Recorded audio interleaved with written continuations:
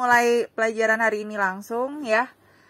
Karena kita mau bahas, kalau yang belum download yang tadi di grup, di download dulu bisa. Itu ada yang lengkap ya. Jadi ini mengenai materi-materi soal per soal ya. Apa aja yang nanti akan keluar di ujian UPK atau UN untuk paket C yang tahun ini gitu ya. Jadi ini dari Pak Yudi. Kita lihat dulu dari nomor 1 ya.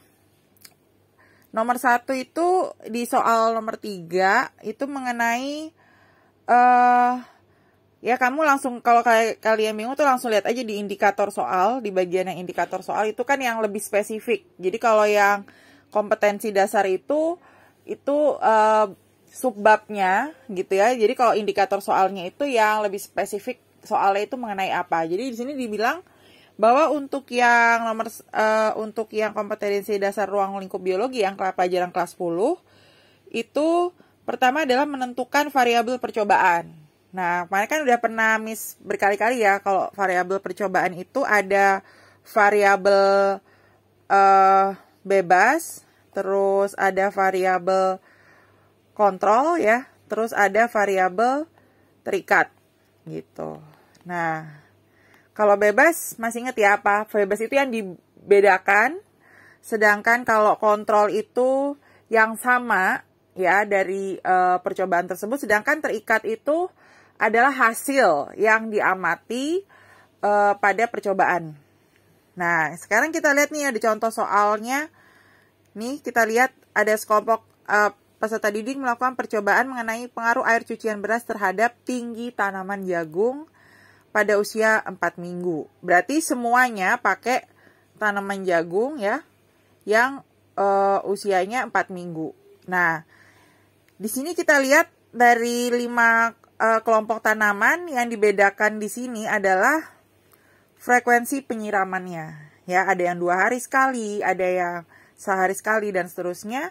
Dan yang dilihat, yang dicatat adalah tingginya, tinggi dari si tanaman jagung tersebut. Terus yang ditanya apa variabel bebas, terikat, dan kontrol. Berarti variabel bebasnya apa nih di sini? Frekuensi penyiraman. Iya, betul, frekuensi penyiraman. Terus kalau variabel terikatnya apa? Rata-rata tinggi tanaman. Iya, rata-rata tinggi tanaman. Terus variabel kontrolnya? Tanaman jagung. Iya, betul. Ya, jadi kontrolnya itu mereka semuanya di kelompok tanaman itu nggak beda-beda kan, tanamannya semuanya adalah tanaman jagung pada usia 4 minggu. Nah kayak gitu, jadi jenis soalnya ya ntar akan keluar yang ini, nomor 1 ini. Oke, sebelum kita lanjut ke kisi-kisi yang lain ya, nomor yang lain, ada yang mau ditanya nggak?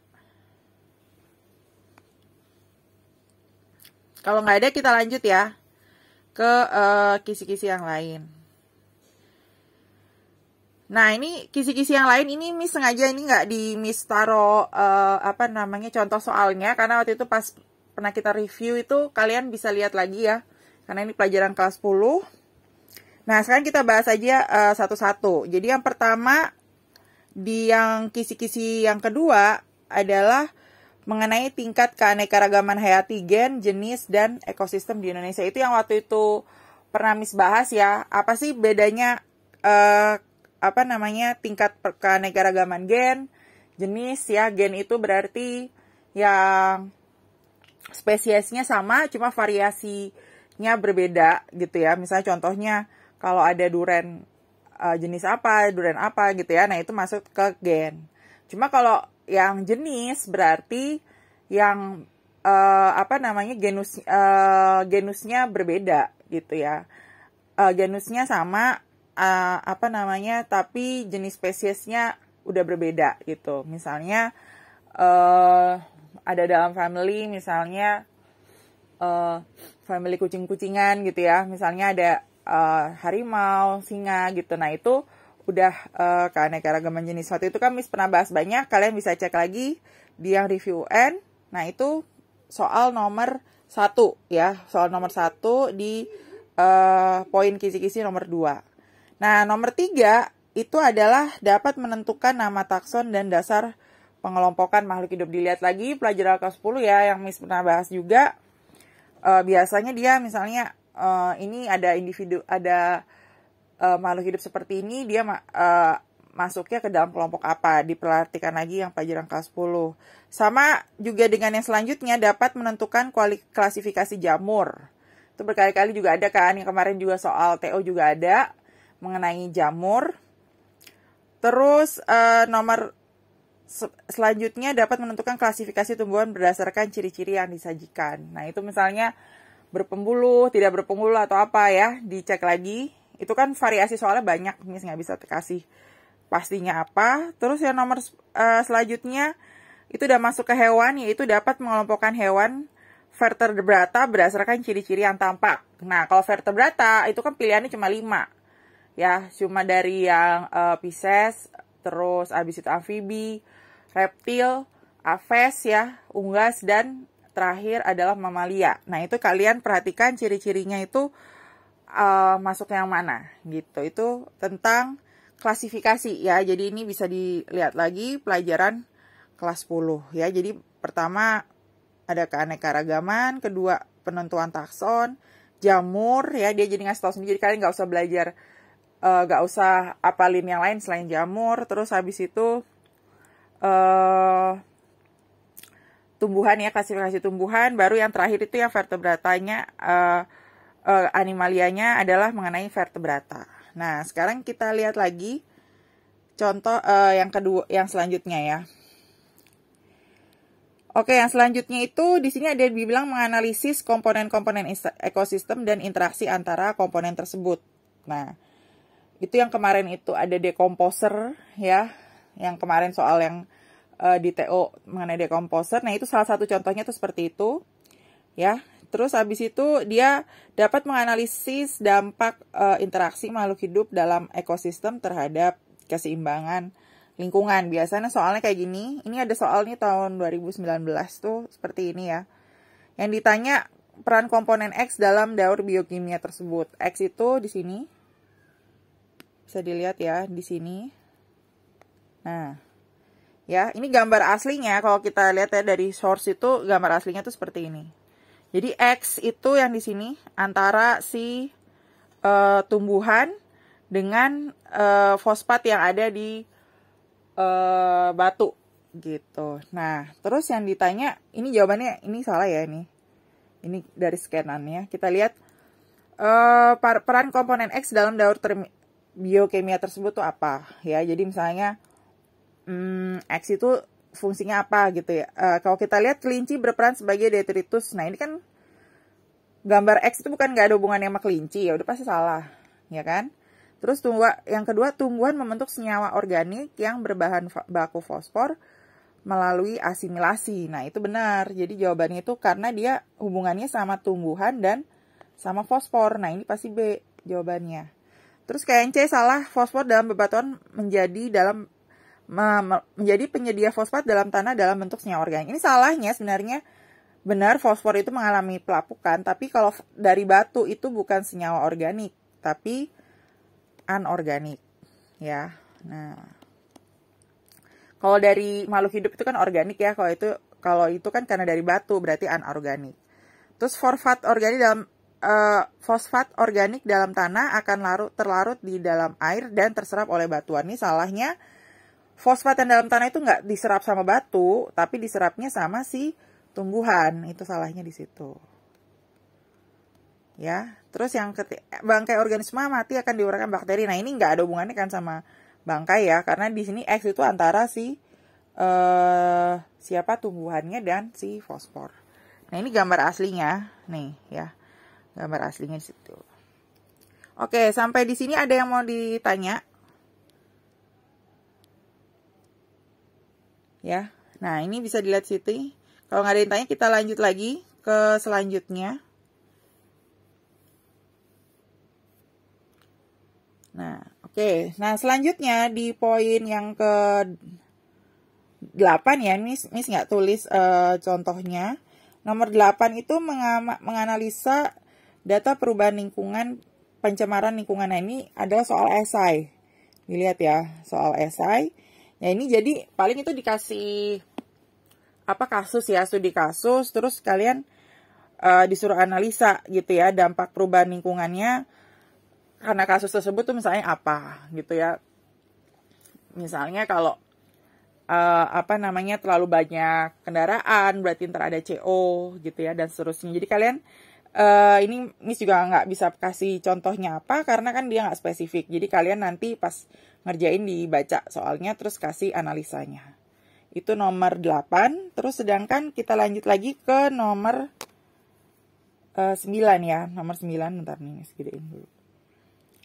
Nah nomor 9 itu adalah menjelaskan komponen kimiawi penyusun struktur sel. Nah, dia mintanya nanti soalnya dia bilang bentuknya adalah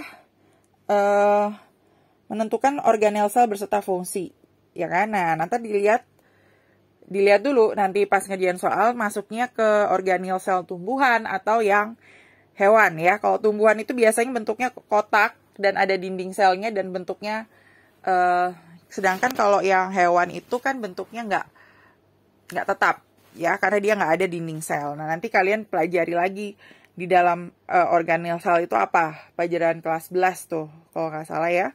Nah itu misalnya yang mana yang ribosom, yang mana yang nukleus dan seterusnya. Nah itu kalian bisa pelajari lagi ya di pelajaran di buku kelas 11. Kita nggak tahu ya di sini yang keluar apakah nanti organel sel tumbuhan atau organel sel yang hewan gitu.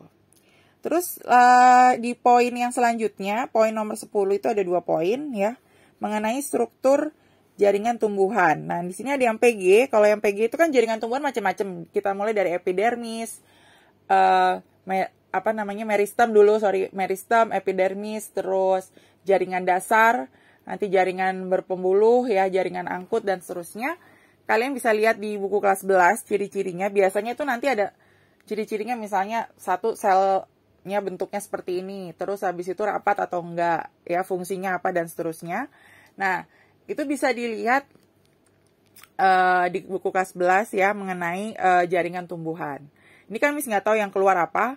Jadi kalian pelajari aja masing-masing ciri-ciri dari si jaringan tumbuhan. Ini masuk ke soal yang PG. Nah, cuma ada soal yang esai juga mengenai jaringan tumbuhan. Di sini dia ngasih tahu, yaitu menentukan struktur jaringan pada batang tumbuhan. Biasanya itu ini bentuknya biasanya gambar, terus kalian suruh isi jaringan yang terdapat di situ tuh jaringan apa aja gitu. Misalnya nomor 1 apa, nomor 2 apa, nomor 3 apa. Nah, ini soalnya soal esai. Kita lihat contohnya ya, contoh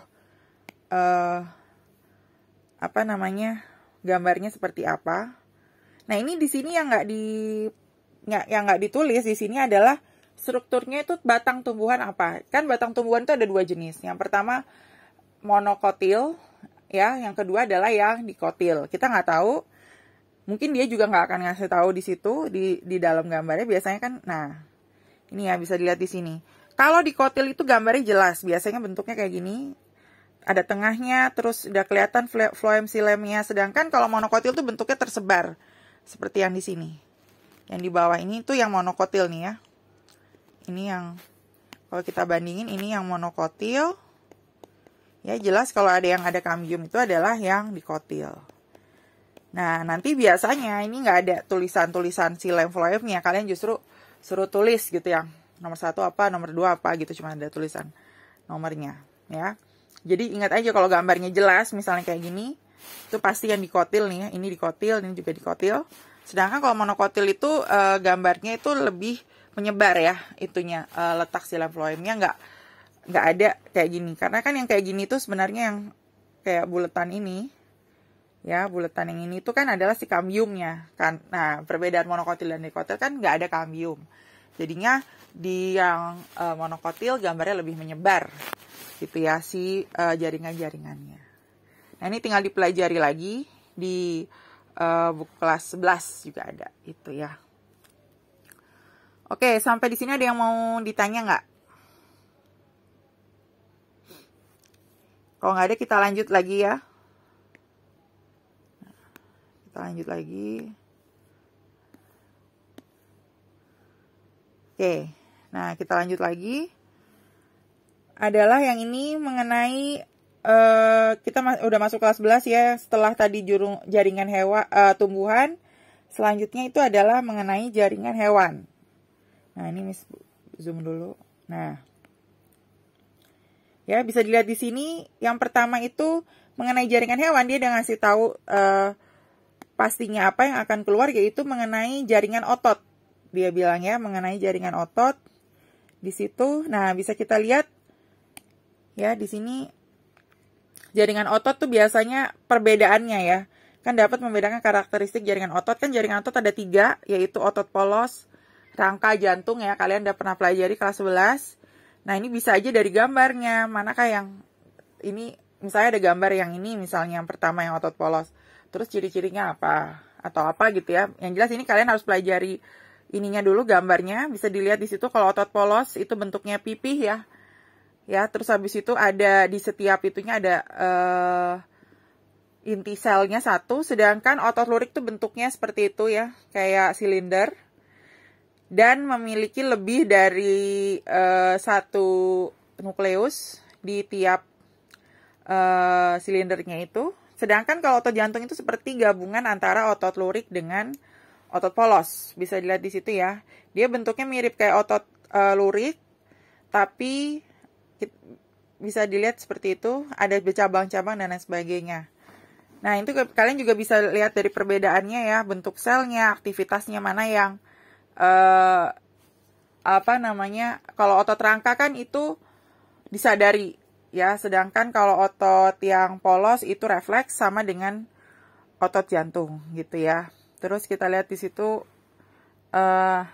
inti selnya ada yang 1, ada yang banyak, itu di mana. Terus ciri-ciri yang lain kalian bisa lihat di situ. Nah, kalau lebih jelasnya lagi di buku kelas 11 pasti ada ya tentang tabel perbedaan antara otot polos, lurik, dan otot jantung. Itu untuk soal PG yang nomor 10. Terus kita lihat lagi soal yang nomor selanjutnya, yaitu yang nomor 11, PG yang nomor 11. Itu sudah masuk ke sistem gerak. Nah, sistem gerak kan macam-macam mengenai tulang. Nah, dia udah ngasih tahu spesifik yang akan keluar adalah dapat menentukan contoh sendi diartrosis pada rangka manusia. Nah, sendi diartrosis itu yang ini. Ya, sendi diartrosis itu ada yang sendi peluru, sendi putar. Dia bilang mampu memberikan contoh. Berarti misalnya dia nyebutin sendi peluru adanya di mana, gitu ya. Kalian bisa ngasih contoh adanya di mana. Ya, bisa dilihat di sini. Ini secara sederhana, kalau kalian pengen lihat lebih lanjut lagi bisa lihat di buku kelas 11. Oke. Nah, sekarang kita lihat yang nomor 13 ya. Yang nomor 13 untuk soal PG nomor 12, kita lihat dapat mengidentifikasi kelainan yang terjadi pada sistem peredaran darah manusia. Nah, ini berarti nanti kalau kalian mempelajari di buku ya, itu adalah mengenai pas sistem peredaran darah manusia, itu adalah mengenai penyakit-penyakit ya. Jadi kalau ini kan dia bilang dapat mengidentifikasi kelainan yang terjadi. Misalnya dia bilang kalau penyakitnya ini itu masuknya penyakit apa. Kan macam-macam tuh penyakit yang di sistem peredaran darah manusia, misalnya jantung koroner atau artritis gitu ya, yang pembekuan, ada yang kapur ya, yang ada di dalam pembuluh darah dan seterusnya. Nah, itu kalian bisa pelajari di situ. Ya, jadi kalian baca di bab yang peredaran darah manusia dan kalian fokus ke yang penyakit-penyakit yang berhubungan dengan sistem peredaran darah gitu. Misalnya juga kayak penyakit darah tuh misalnya ya macam-macam lah ya. Kalian bisa cek di situ. Ini Miss nggak bisa kasih contohnya karena Miss nggak tahu ya yang dia akan buat itu apa. Yang jelas kan bisa fokus ke penyakit-penyakit yang disebabkan oleh di sistem peredaran darah manusia. Oke, ya. Sebentar. Ini kita lanjut dulu. Ini stop dulu ya. Nah, oke. Oke, sampai di sini ada yang mau ditanya? Kalau nggak ada, berarti hari ini penjelasannya sampai di sini dulu ya, sampai yang poin 13 dulu. Gitu. Nah, nanti kita lanjut lagi di minggu depan, gitu ya.